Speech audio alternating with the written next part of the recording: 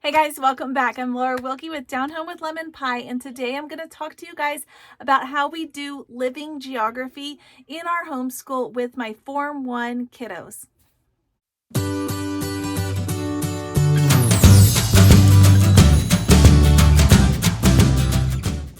All right, guys, welcome back. So I already shared with you guys how I do living geography with my Form 2 kiddos last week. This is Homeschool Fellowship Friday. So if you're brand new to my channel, I welcome you and I'm excited you're here. I want to share with you guys some more information about how we do geography in our homeschool. We do a very living-based geography lessons. We are Charlotte Mason homeschoolers. I think that it's so important to be able to relate to what you're learning. And if you're not relating to it, if you're not interested in it, it's just going to phase by, right? So we don't actually do a lot of geographical terms, those kinds of things on their own. We do them within the countries, and we study a lot of countries. We've studied different ways of studying countries over the years, and with my Form 1 kiddos, even my bigger kids, they just love so much when they can see how people their own age, how they live in other parts of the world. So that is kind of my focus. I have a few resources here that I wanted to share with you guys, some things that I'm going to tell you about, and that's kind of how we do it. So this is what we're using this year. This is the book I am using. It's called This Is Our World, From Alaska to the Amazon, Meet 20 Children Just Like You. And this is the one we're using. I love the way it's done. It's very short and little snippets of information. Each little 2-page spread has like chronicles a child in that country. So like this. And when you open it up, the first couple pages, this shows you all the countries and where they are on the map, what's included, so that you can quickly and easily find them on your own map. So we do a similar process like I talked about in my other video. We locate the country on the map, where it's at, and talk about that's the country we're talking about, or some of them are areas. For example, this is Sundarbans, I think is how you pronounce it, in Bangladesh. So it's not just about Bangladesh, it's about this specific spot in that area. Another example would be like this one, which is Japanese countryside. Not all of Japan, but the countryside section. You see that often in this book. I do like the way this book is done, and it introduces a child. So I'll just show you on this Japanese one because I'm flipped to it. It introduces a child. It says, "Hi, my name is Momoko." I probably always butcher them, but I try. Okay, I try my best. So I live in a village called Kamiyama on the Japanese island of Shikoku. I live with my mom and dad and my sister Yumi. We live in Tokyo, which is one of the busiest. Oh, we used to live in Tokyo, which is one of the busiest, most crowded cities in the world. And then she just kind of talks about her day. I like the way it's done. It's perfect for this age group. So if you are new, I guess I should start with that. If you are new to Charlotte Mason, Form 1 kiddos are the ones that are 3rd grade and down. So anybody down below that even. My 2-year-old sometimes joins us. She's obviously not getting the same content or the same amount of information that the older kids are, like my 2nd grader, but that is where we're at. So this is where she goes and we talk about it. I point out the different things. It does have little tags on things that you might want to point out, like it has the cherry blossom and plants and animals. It puts little tags and I speak about those. It tells you about the language, how many people, which is super hard for a kiddo to visualize, so I just kind of go over those. I mention them, but we don't really do much with them. So that is basically all we would do for our geography lesson. And then I pick one of the things that it talked about, like maybe one of the animals or one of the plants, and then we journal that. So my kiddos have these little journals. They're nothing fancy, and they journal inside of that. Now, like I said, these are my little guys, so their art is not as advanced as the older kiddos, but if they can, I have them write the name of the country it is. Sometimes I let them pick what they want to draw. Like when we did Sundarbans, my kiddo here did a turtle. Okay, he didn't write the name on there because it was very long, and this was at the beginning of the school year. But as we went on, he did do some others. Let me see if I can find. So this was Italy, and I helped him a little with the drawing, and then he painted it. We talked about the gondolas. And Africa, you can see, and China. Okay, so just super, super basic. That is basically all I'm going for here. And so that's kind of my expectation, is that it's fairly simple. Let me see. He did a really cute one for Japan. I had him do the Japanese blossoms. It turned out really cute. I can't find it. Take my word for it. It was cute. But so where do I get these drawings? Okay, so if you get on YouTube, Art Hub for Kids is a great channel, and that is where I get them. I just type in Art Hub in the search. I type in Art Hub China, Art Hub Japan, whatever. I think in that one I typed in cherry blossom and it comes up. So they just have all kinds of things. If something isn't there, I look up something else and try to find something. We did Norway recently. Here's what Norway looked like. And we focused on this guy right here.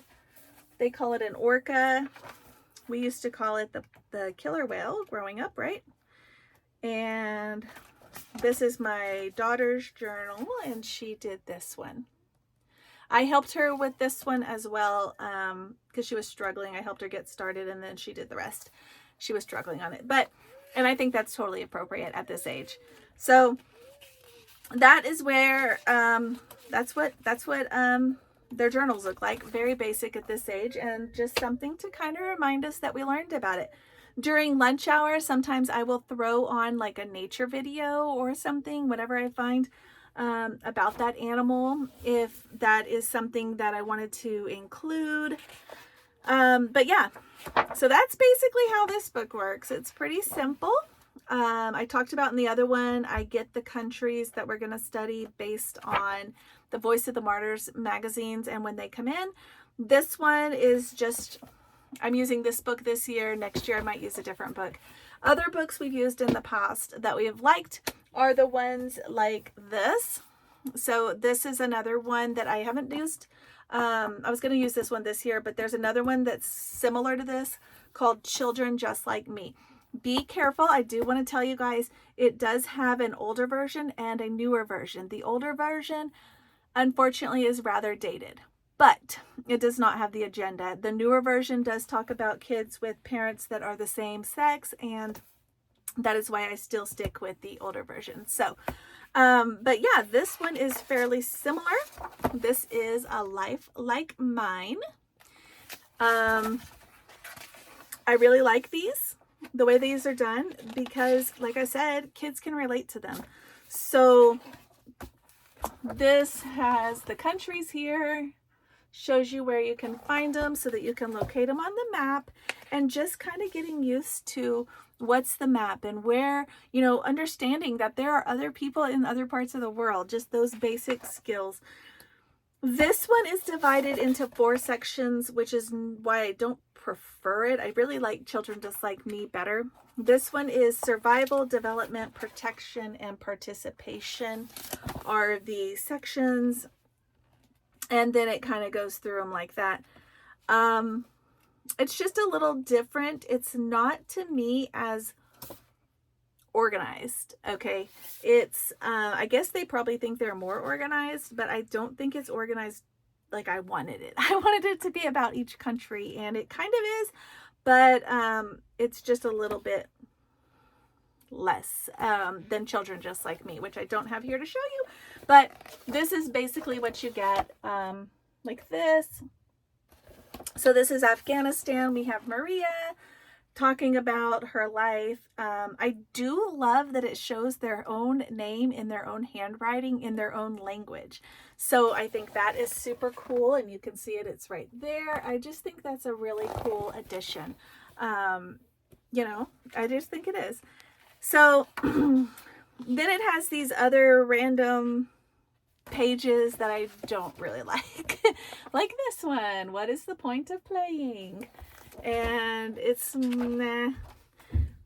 But I do like when it shows you, you know, it's just not as organized. Like this is about play, but it's not all about that country. So you've got to come look for those. And so that's a little bit more tricky to me. But it does have, like I said, it does have where it chronicles a child or their family.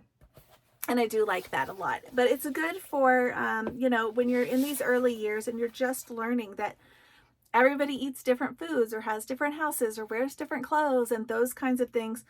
Yeah, those kinds of things. That's what I'm trying to focus on with these little guys. Now, there is another resource that I used in the past, and I want to share it with you guys. I haven't used it this year, but I still wanted to share it with you guys because it is a good one. And it is Compassion Magazine. You can get online. You used to get this for free. I have been doing videos for several years now, and there was another video where I talked about it, and they were sending it to me every month for free.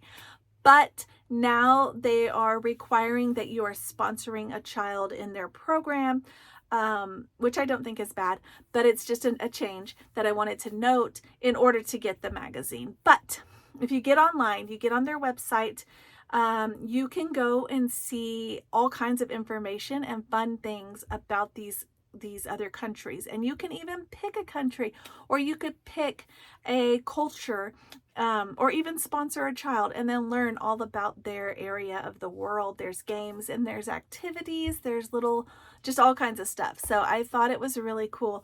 I've just looked at it briefly recently because I was really liking that we got the magazine in the mail, because it would come, I think it was once a month, maybe even less than that. It might have been once every couple months.